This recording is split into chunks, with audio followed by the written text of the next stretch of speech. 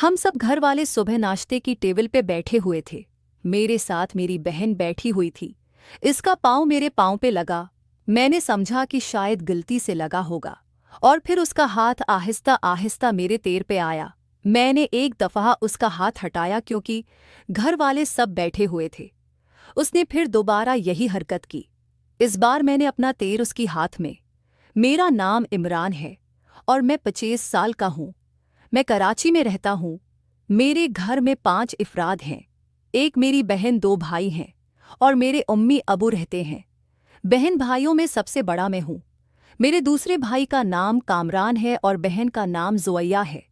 मेरे अबू सरकारी मुलाजिम थे, लेकिन अब रिटायर हो गए हैं। और मेरी उम्मी हाउस वाइफ है, सारा दिन घर पे होती है। मैंने अपनी तालीम मुकम्मल कर ली थी।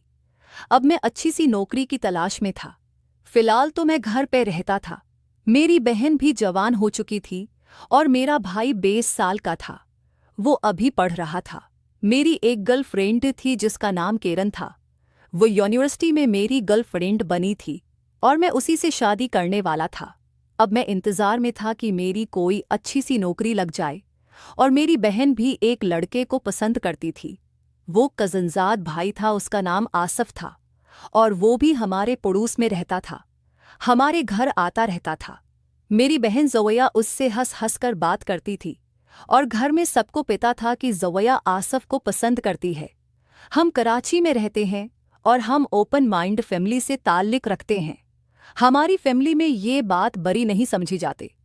लड़की का दिल जहाँ करे वो शादी कर सकती है, और लड़के का भी। और उसी आज़ादी का मैंने भरपूर तरीके से फ़ायदा उठाया। एक रात मैं अपनी घर में सो रहा था। रात काफ़ी थी। मुझे बेचैनी से नींद नहीं आ रही थी। मैं सिगरेट पीने के लिए अपनी छत पे गया तो देखा मेरी बहन ज़ुवैया वहाँ किसी से फ़ोन पर बात कर रही है। मेरे लिए ये आम सी बात थी, क्योंकि मेरी बहन के पास फ़ोन था। वो किसी न किसी से बातें करती रहती थी। मैंने सीरियस नहीं लिया, लेकिन जैसा ही मेरे कानों में आवाज़ पड़ी कि वो किस कस्म की बातें कर रही है, मैं समझ गया कि वो ज़रूर आसिफ से बातें कर रही होगी। वो आसिफ को कह रही थी कि जब तुम पिछली बार आए थे और तुमने क्या था, मुझे बहुत सुकून मिला था। मैं समझ गया था कि वो किस बारे में बात कर रही है। मैंने बिना कोई आवाज़ किए उसके पेशे खड़ा रहा और उसकी बातें सुनता रहा, और फिर उसी को कह रही थी कि अगली दफ़ा तुम कब आ गए? मैं आज भी छत पर बैठी हूँ, तुम चाहो तो आ जाओ। मैं नीचे आके गेट खोल देती हूँ। शायद आसिफ उसे मना कर रहा था। मेरी बहन बहुत इसरार कर रही थी। शायद उसका दिल कर रहा था कि उस वक्त उसे वो चीज़ सता रही थी। मेरी बहन ने आसिफ की बहुत मिन्नतें की, लेकिन वो न आया। शायद उसका भी दिल भरा हुआ था। फिर मेरी बहन ने कहा कि चलो तुम उन्हें रहने दो, कोई बात नहीं, तुम मेरा फ़ोन पे ही काम कर दो, आप समझ रहे होंगे।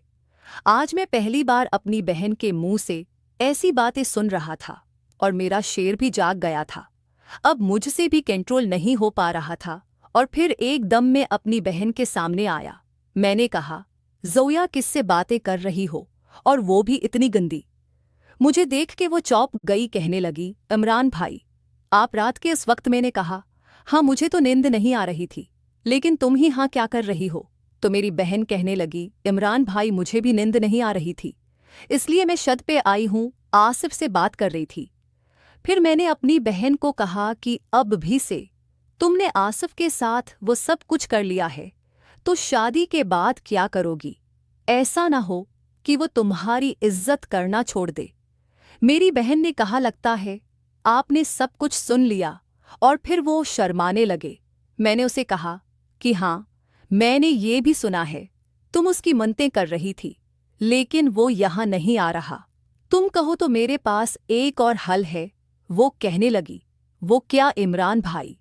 मैंने उसे कहा कि तुम चाहो तो मैं तुम्हें सुकून दे सकता हूँ। वो एकदम शॉक हो गई। कहने लगी, आप ये कैसी बातें कर रहे हैं? आप तो मेरे भाई हैं। फिर मैंने कहा, ज़ुवैया, अब ज़माना बदल गया है, अब ये मामूली बातें हैं।